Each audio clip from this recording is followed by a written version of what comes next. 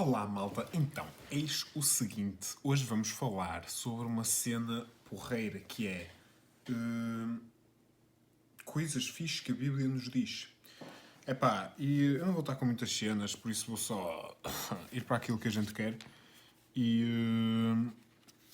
Portanto, amanhem-se e vamos começar assim por uma coisa pesada, que é assim que um gajo gosta. E, ora, vamos cá ver. Mulheres serem submissas e tal, onde é que isso estava? Efésios 5, versículo 21. Sede submissos uns aos outros no temor de Cristo. As mulheres sejam submissas aos seus maridos como ao Senhor. De facto, o marido é a cabeça da sua esposa, assim como Cristo, Salvador do corpo, é a cabeça da Igreja. E assim, como a Igreja está submissa a Cristo, assim também as mulheres sejam submissas em tudo aos seus maridos. Maridos, amai as vossas mulheres como Cristo amou a Igreja e se entregou por ela. Assim ele a purificou com um banho de água e a santificou pela palavra, para apresentar a si mesmo uma Igreja gloriosa, sem mancha nem ruga ou qualquer outro defeito, mas santa e imaculada. Portanto, os maridos devem amar as suas mulheres como aos seus próprios corpos. Quem ama a sua mulher está amando a si mesmo. Ninguém odeia a sua própria carne. Pelo contrário, nutre-a e cuida dela. Como Cristo faz com os da Igreja. Faz com a Igreja. Porque somos membros do seu corpo. Pois, está visto, está visto. Então, e depois isto acaba assim com uma cena bonitinha, tipo, por isso o homem deixará seu pai e a sua mãe e unir-se-á à sua mulher. E os dois serão uma só carne. Portanto, malta, pá, isto foi o que foi. Pá, está escrito. Qualquer cena já sabem. Se uma gaja tiver. Se uma mulher tiver, tipo, a falar muita merda, vocês o que é que fazem? Pegam no livro mais impresso no mundo, pegam assim, apontam-lhe para o versículo que ela deve ler e dizem assim: ó, está aqui, pá, está aqui. Percebem? Pronto, e é assim que a Bíblia funciona. Em suma, é assim. Tipo, se uma coisa que vocês acham correta é suportada através de uma interpretação da Bíblia, é isso que têm que fazer. Por exemplo, mulheres, não é? Agora, se vocês, por exemplo, odeiam homossexual... Opa, ok, pronto, eu vou acabar com as merdas. Então é assim. Epá, malta. Há 2000 anos atrás eles escreviam umas cenas assim. Eu vou agora, tipo, dar algum contexto para esta brincadeira, que é o seguinte.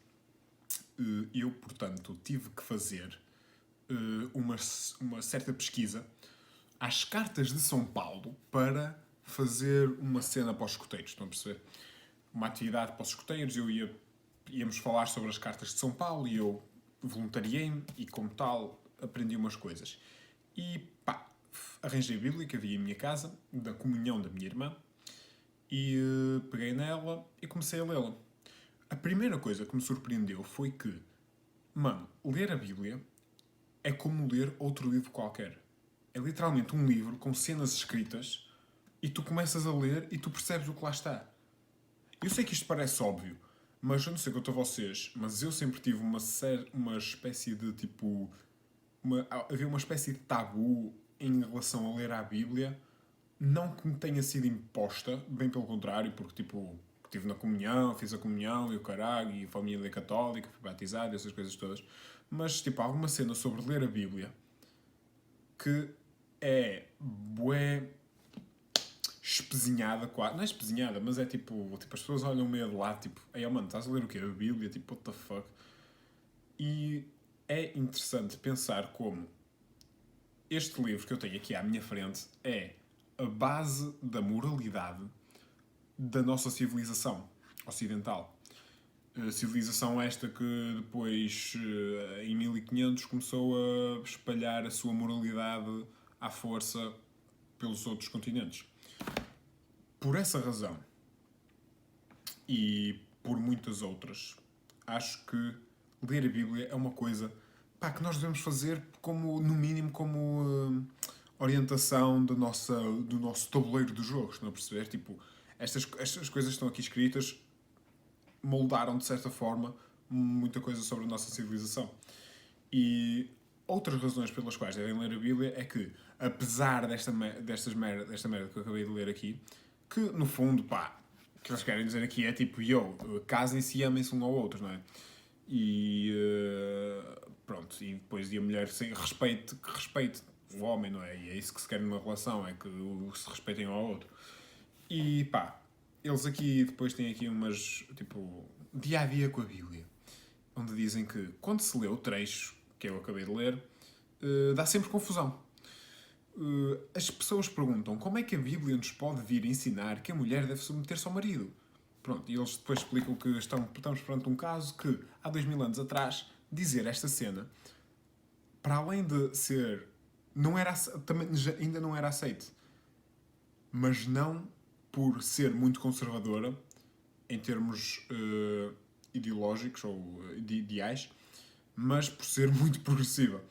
Porque dizer a um homem que ele deve amar e nutrir a mulher, naquela altura, era uma cena tipo, what the fuck, mano? Ela é minha mulher, eu faço o que eu quiser com ela. Então, pá, há uma série de coisas com que um gajo, aplicando o contexto, pode perceber de onde é que vem e pode mesmo, a partir de uma coisa que começa com as mulheres sejam submissas aos seus maridos, pode retirar ideias positivas. E agora, outra razão pela qual vocês podem ler a Bíblia é que há cenas fixes aqui. Por exemplo, um momento, edição. Então, é o seguinte. Como é que isto se chama? Romanos 13, versículo 8. Não fiqueis a dever nada a ninguém, a não ser o amor mútuo. Pois quem ama ao próximo cumpriu plenamente a lei. De facto, os mandamentos, 2 pontos. Não cometerás adultério, não matarás, não roubarás, não cobiçarás e todos os outros. Resume-se nesta sentença: amarás o teu próximo como a ti mesmo. O amor não pratica o mal contra o amor não pratica o mal contra o próximo, pois o amor é o pleno cumprimento da lei.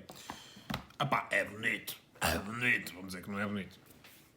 Amar as pessoas, independentemente daquilo que elas sejam, que sejam teus inimigos, sejam pessoas que tu não gostas, sejam o Zé Manel normal que tu vês na rua, é uma ideia que, apesar de parecer estranha para uma mente cética e para um coração e para uma alma adormecida pela constituição ateia da nossa cultura, é uma coisa que funciona.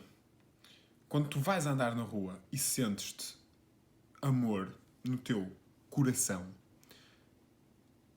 as coisas ficam mais leves. Tipo, eu estou a andar na rua com um sorriso na cara e tipo, a pensar, eu amo toda a gente é feita da mesma massa que eu tenho preocupações que aquela pessoa também tem, ou teve, ou vai ter, mesma coisa com aquele, com aquela, com aquele, com o outro, e eu amo-os por isso, porque eu amo a mim mesmo, e somos todos feitos da mesma carne de Deus e tal, comunhão, e amor mútuo.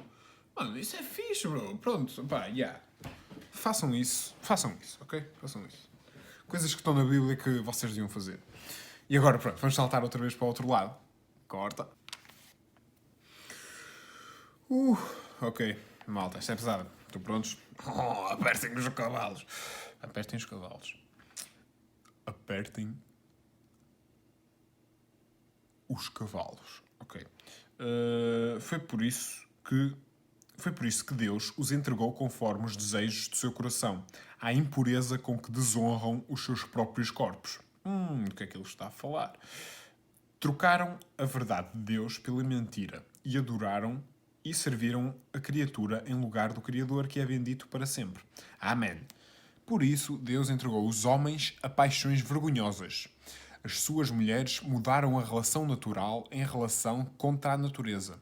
Os homens fizeram o mesmo. Deixaram a relação natural com a mulher e arderam de paixão uns com os outros, cometendo actos torpes entre si, recebendo dessa maneira em si próprios a paga pela sua aberração.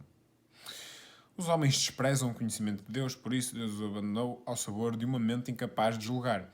Deste modo fazem o que não deveriam fazer. Estão cheios de toda a espécie de injustiça, perversidade, pronto. Está a dizer que tipo, gays? Não. E, pá, yeah, e está aqui.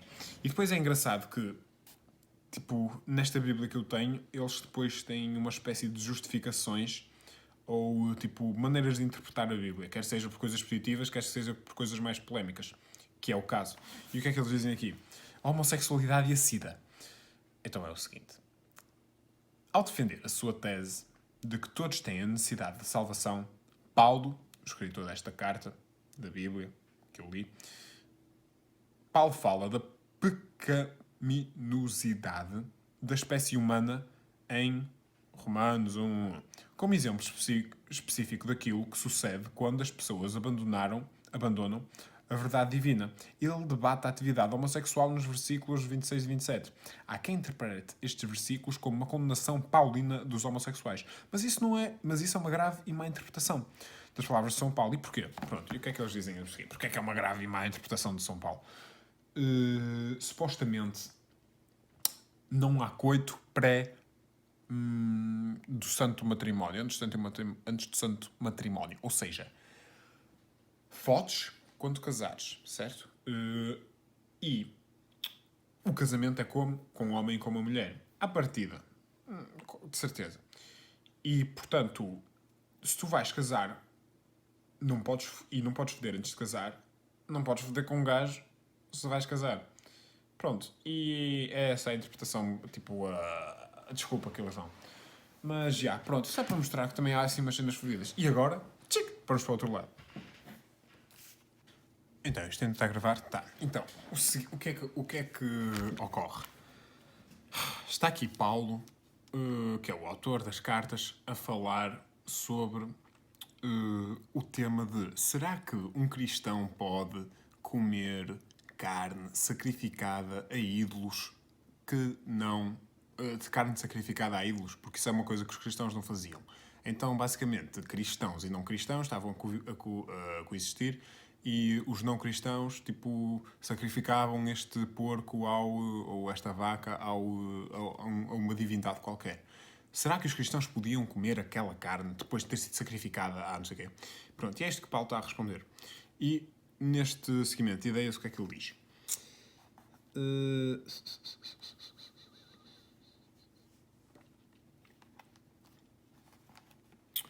Cuidai, porém, que a vossa liberdade não se torne ocasião de queda para os fracos. Tu tens a consciência esclarecida, mas alguém te vê sentado à mesa num templo de ídolo, será que esse alguém, tendo consciência fraca, não se verá arrastado a comer carne sacrificada aos ídolos? Deste modo, por causa do conhecimento que tendes, perecerá o fraco, esse irmão pelo qual Cristo morreu. Se pecais assim contra os próprios irmãos e feris a consciência deles, que é fraca, é contra Cristo que pecais. Então qual é que é a ideia? Se eu estou a fazer uma coisa que eu sei que é má, ou melhor, se eu estou a fazer uma coisa que eu sei que parece má, mas eu tenho a capacidade espiritual e emocional para distinguir aquilo que estou a fazer, não significa que eu deva fazer. Ou seja, eu tenho uma série de... Isto aplica-se depois a muitas coisas, tipo, a muitas coisas. Por exemplo, se eu tenho a capacidade de, por exemplo, conduzir de forma irresponsável, eu posso ser um bom condutor e conduzir de forma irresponsável pela rua.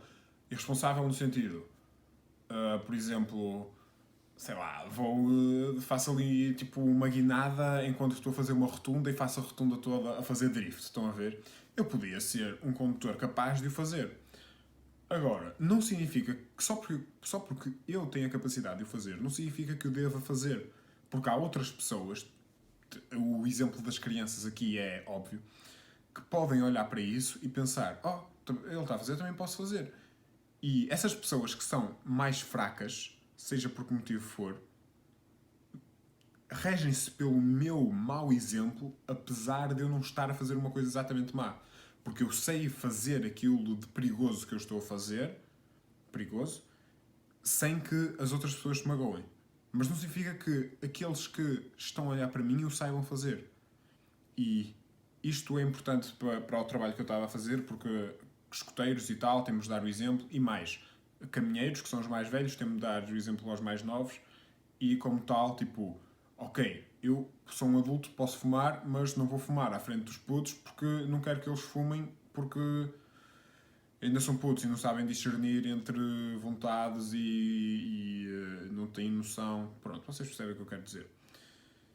E como tal, dar o exemplo é sempre boa ideia, especialmente quando estamos num ambiente em que há pessoas com uma mentalidade mais fraca que nós. E depois eu acho que o exemplo que o Paulo estava a dar aqui era tipo, acho que não era comer a carne que foi sacrificada, era sentar-te à mesa com pessoas que estão a comer essa carne.